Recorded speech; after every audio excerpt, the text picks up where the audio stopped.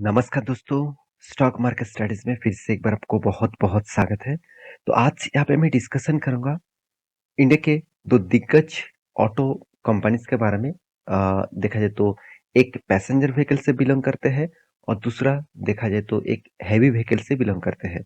Heavy vehicles मतलब जैसे बस हो गया, ट्रक्स हो गया, इस तरीके से इंडस्ट्रीज से बिलॉन्ग करते हैं। तो दोनों ही कंपनी पिछले दिनों में एक शानदार परफॉर्मेंस दिखाया और दोनों कंपनी एक अच्छा खासा ग्रोथ दिखाया। तो इसके पीछे कारण कौन-सा है?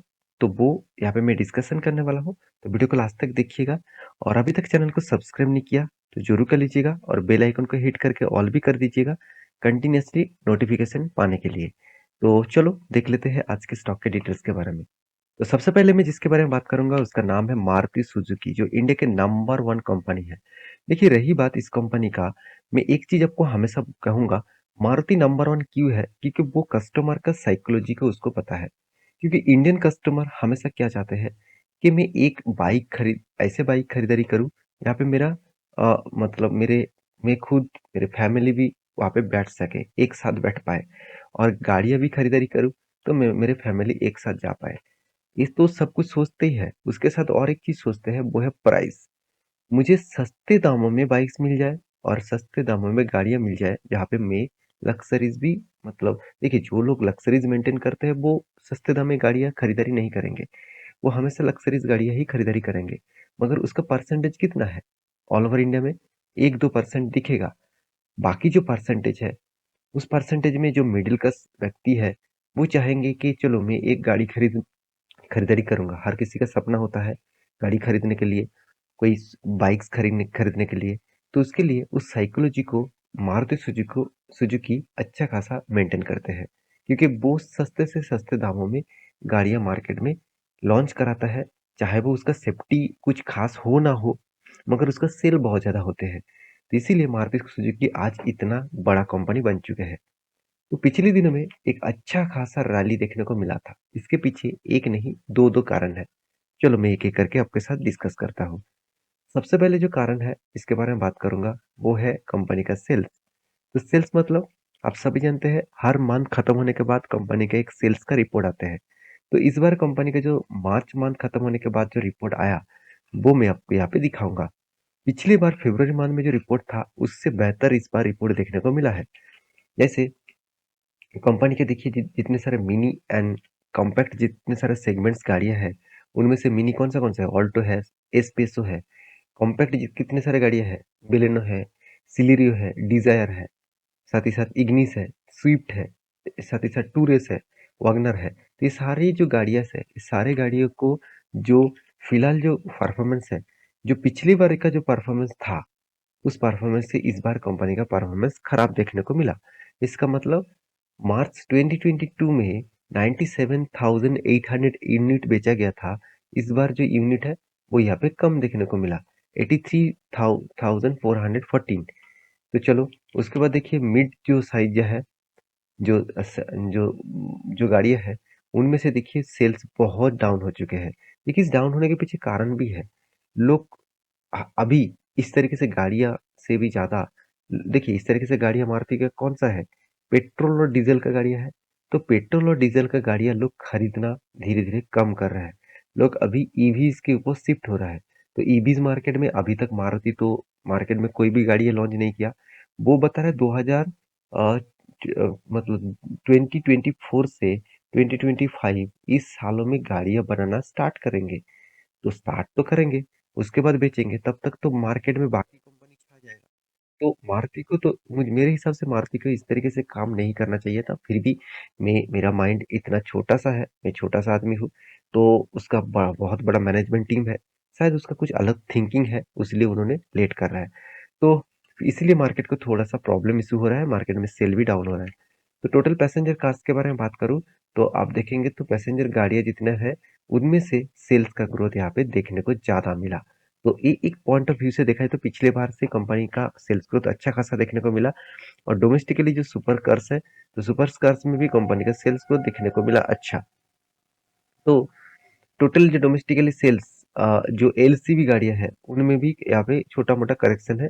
फिर भी चलो अच्छा खासा सेल्स हुआ है। तो सेल्स के मामले में जो कंपनी जो एक्सपोर्ट कर रहा है, एक्सपोर्ट में कंपनी में पिछले बार बहुत कम हुआ था, इस बार एक्सपोर्ट के मामले में कंपनी एक्सपोर्ट का जो सेल्स है यहाँ पे देखिए इंक्रीज किया। तो यही एक बड़ा वजह है, क्योंकि यहाँ पे बाकी कंपनी सेल्स में लगातार लगातार लॉसेस में है, मतलब डाउन में है। और इस जगह पे मारुति ने बाजी मार दिया और यहाँ पे देख सकते हैं अच्छा खासा सेल्स भी ग्रोथ करा पाए। तो यही एक कारण है जिसके लिए तेजी देखने को मिला। सेकेंड जो गुड न्यूज है वो क्या है, वो देखना बहुत जरूरी है, क्योंकि मैं पहले भी एक वीडियो, बहुत दिनों पहले भी एक वीडियो बना के दिया था कि हर गाड़ी कंपनी, मतलब हर जो ऑटो कंपनी है वो खुद का प्राइस जो है वो इंक्रीज कर रहा है, मतलब बढ़ा रहा है। क्यों, देखिए प्राइस तो बढ़ाना ही पड़ेगा। अगर रॉ मटेरियल्स का खर्चा, देखा जाए तो कंपनी का बिजनेस चलाने का खर्चा, बहुत सारे खर्चा होता है।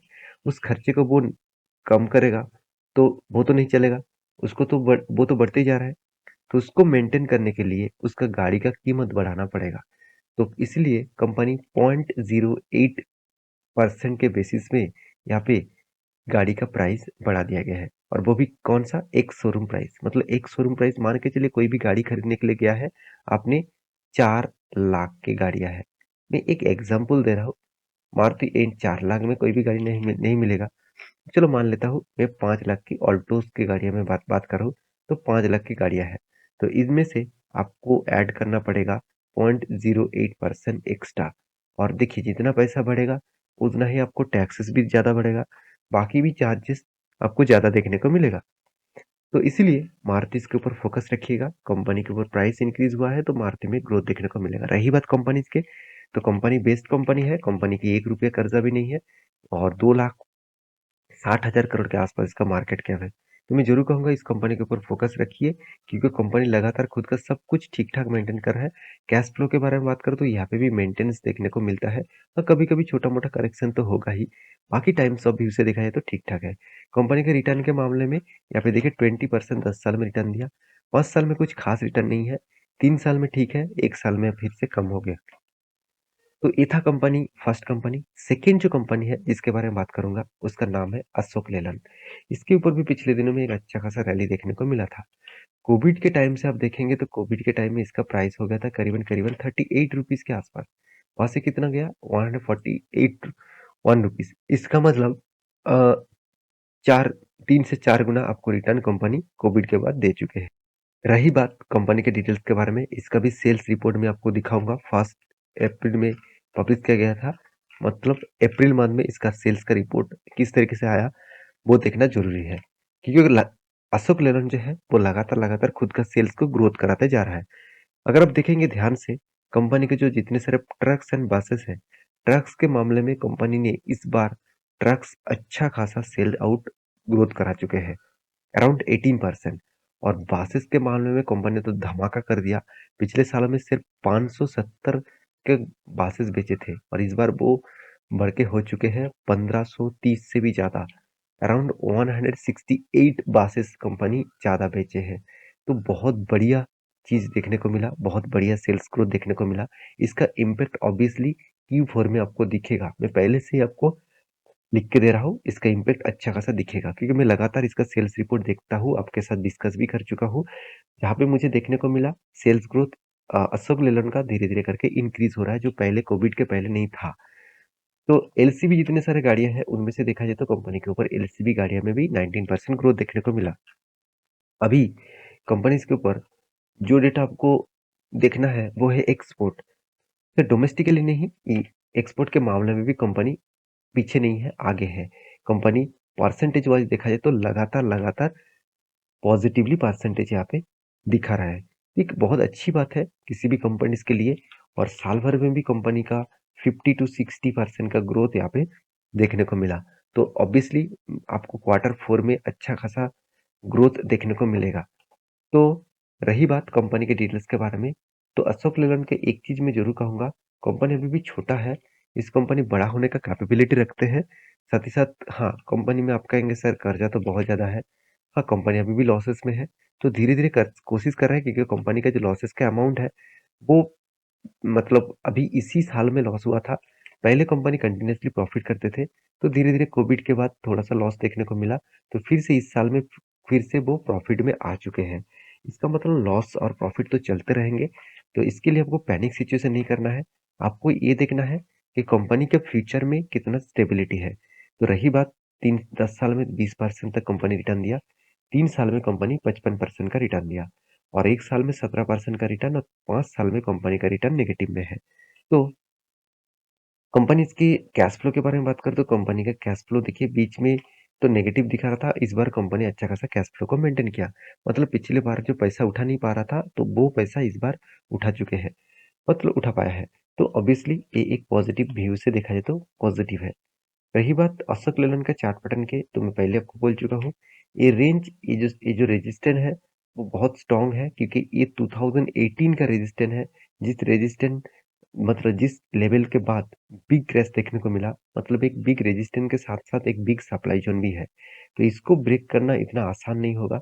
अगर इसको ब्रेक करता है तो सोच लेना अशोक लेलैंड में एक बहुत बड़ा तेजी आपको देखने को मिलेगा। तो ये था कंपनी का न्यूज़ और डिटेल्स। तो मेरी इस वीडियो आपको अच्छा लगे तो प्लीज़ लाइक करना, चैनल को सब्सक्राइब भी करना। मिलते हैं नेक्स्ट वीडियो में, तब तक के लिए अच्छे से रहिए, अपने ख्याल रखिए, बाय बाय।